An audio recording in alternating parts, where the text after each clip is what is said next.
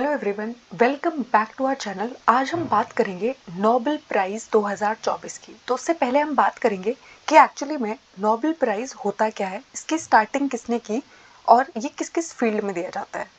तो आपको पता है नोबेल प्राइज़ दिया जाता है एल्फ्रेड नोबेल के ऑनर में। अब जो एल्फ्रेड नोबेल थे वो बहुत ही डायनामिक पर्सन थे। उन्होंने किस किस चीज़ की डिस्कवरी की, उन्होंने डायनामाइट की डिस्कवरी की, उन्होंने ब्लास्टिंग कैप की डिस्कवरी की।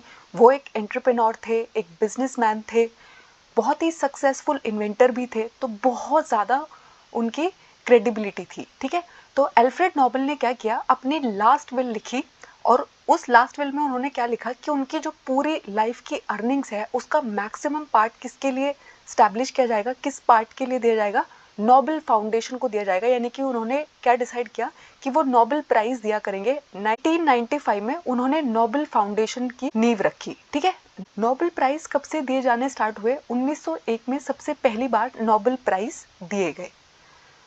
तो नोबेल प्राइज जो है वो 6 कैटेगरीज में दिए जाते हैं। वो 6 कैटेगरीज कौन सी होती हैं? सबसे पहली कैटेगरी होती है फिजिक्स, केमिस्ट्री, फिजियोलॉजी या फिर जिसको हम मेडिसिन भी बुलाते हैं, लिटरेचर, इकोनॉमिक्स और पीस। तो 1901 में जब सबसे पहली बार नोबेल प्राइज दिए गए तो सिर्फ 5 कैटेगरीज में ही नोबेल प्राइज दिए गए थे। ठीक है, इकोनॉमिक्स वाली जो कैटेगरी है वो 1968 में ऐड की गई। तो आपको ये 6 कैटेगरीज मालूम होनी चाहिए। कौन सी कैटेगरी बाद में ऐड की गई ये भी आपको मालूम होना चाहिए। कौन से ईयर से हमारे नोबेल प्राइज स्टार्ट हुए?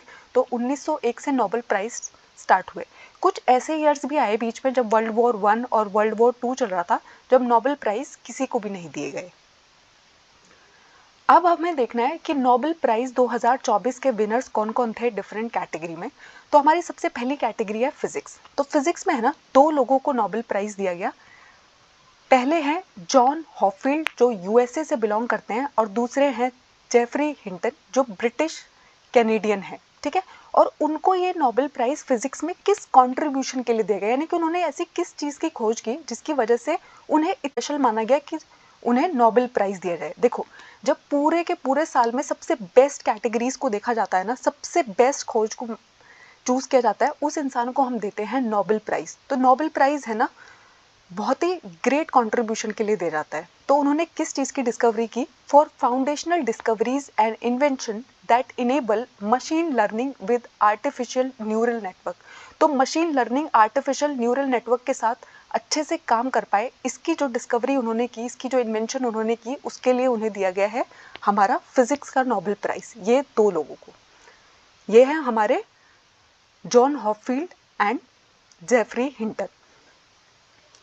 नेक्स्ट हमारा जो नोबेल प्राइज है वो दिया गया है केमिस्ट्री में और 3 लोगों को ये दिया गया है। सबसे पहले इंसान है डेविड बेकर, जो सबसे पहले पर्सन है डेविड बेकर जो अमेरिका से बिलोंग करते हैं और उनका कंट्रीब्यूशन क्या है? Computational protein design. तो उन्होंने प्रोटीन डिज़ाइन के लिए जो कंप्यूटेशंस की है उसके लिए उन्हें ये प्राइज़ दिया गया। उसके बाद है डेमिस हेसाबिस जो ब्रिटेन से बिलोंग करते हैं और जॉन एम जुम्पर जो अमेरिका से बिलोंग करते हैं। इन दोनों ने मिलकर क्या किया है? प्रोटीन स्ट्रक्चर की प्रिडिक्शन का एक मॉडल बनाया है जिसके लिए इन्हें केमिस्ट्री में नोबेल प्राइज दिया गया है। तो आपको इनके कंट्रीब्यूशन मालूम होने चाहिए, इनके नेम मालूम होने चाहिए और कभी कभी आपसे इनकी कंट्री भी पूछ ली जाती है।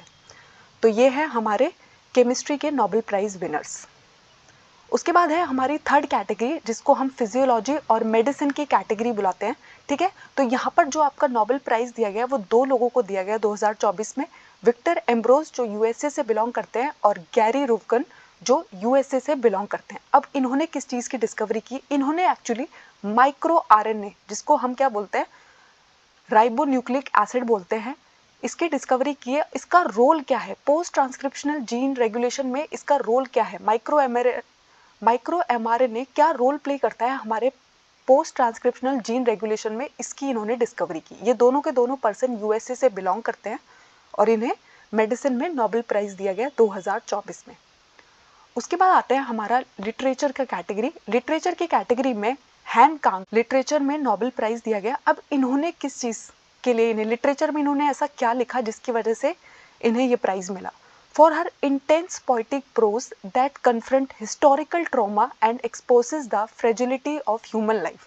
तो किस तरीके से इनका जो पोइटिक प्रोज है जो कन्फ्रंट करता है, किस चीज़ को एक्सपोज करता है, जितने भी हिस्टोरिकल ट्रॉमा है, ह्यूमन लाइफ की जितनी भी फ्रेजिलिटी है उसके बारे में जो इन्होंने लिखा, उसके बारे में, उसके लिए इन्हें सम्मानित किया गया है लिटरेचर नोबेल प्राइज़ 2024 से। ये कहाँ से बिलोंग करती हैं? साउथ कोरिया से बिलोंग करती हैं। उसके बाद आता है हमारा पीस प्राइज़। तो आपको है ना ऐसा नहीं सोचना है कि हमारे जो नोबेल प्राइज़ होते हैं वो सिर्फ ह्यूमन बीइंग को ही दिए जाते हैं, कभी कभी पूरी की पूरी ऑर्गेनाइजेशन को भी दिया जा सकता है, जैसे कि हमारे पीस प्राइज़ के साथ हुआ है। हमारा पीस प्राइज़ किसको मिला है? निहोन हिदियांग को, जो एक जापानीज ऑर्गेनाइजेशन है। अब इस ऑर्गेनाइजेशन ने ऐसा क्या काम किया, विश्व में शांति लाने का ऐसा क्या काम किया जिसकी वजह से उन्हें पीस प्राइज से सम्मानित किया गया? For its effort to achieve a world free of nuclear weapons and for demonstrating through witness testimony that nuclear weapons must never be used again। तो देखो ये क्या चाहते हैं ना, इनकी जो ऑर्गेनाइजेशन है वो ये चाहती है कि हमारा जो वर्ल्ड है, हमारी जो पूरी दुनिया है, उसके अंदर न्यूक्लियर वेपन्स का कभी इस्तेमाल ना किया जाए। और उन्होंने ये भी दिखाया ऐसे वो लोग जिन्होंने फेस किया है न्यूक्लियर वेपन का इस्तेमाल करने से। आपको पता है जापान के ऊपर 2 न्यूक्लियर बॉम्ब्स गिराए गए थे और वहाँ के जो लोग हैं ना, आज भी उनकी बॉडी के अंदर जेनेटिक डिफेक्ट्स देखने को मिलते हैं। ठीक है, तो जापानीज ऑर्गेनाइजेशन इसी चीज़ के लिए काम करती है कि न्यूक्लियर वेपन्स को हम कंप्लीटली एलिमिनेट कर सके, इसलिए उन्हें किससे सम्मानित किया गया? नोबेल पीस प्राइज 2024 से। उसके बाद आता है हमारी लास्ट कैटेगरी जो है इकोनॉमिक्स की कैटेगरी। इसमें 3 लोगों को इकोनॉमिक्स में नोबेल प्राइज़ दिया गया है। पहले हैं डेक्रोन एकीमोग्लू जो टर्किश अमेरिकन है, फिर है सिमोन जॉनसन जो ब्रिटिश अमेरिकन है, और थर्ड है जेम्स रॉबिन्सन जो ब्रिटिश से बिलोंग करते हैं, जो ब्रिटेन से बिलोंग करते हैं। अब इन्होंने क्या काम किया है? देखो इन्होंने बताया कि जो हमारे बड़े बड़े इंस्टीट्यूशंस होते हैं, जैसे कि हमारा वर्ल्ड बैंक है, जैसे कि हमारा आरबीआई है, ऐसे बहुत सारी बड़े बड़े इंस्टीट्यूशंस एंड ऑर्गेनाइजेशंस होते हैं। तो ये जो इंस्टीट्यूशंस बनते हैं ये किस तरीके से प्रोस्पेरिटी पे क्या इफेक्ट डालते हैं, इसके बारे में किसने बताया? इन 3 लोगों ने बताया।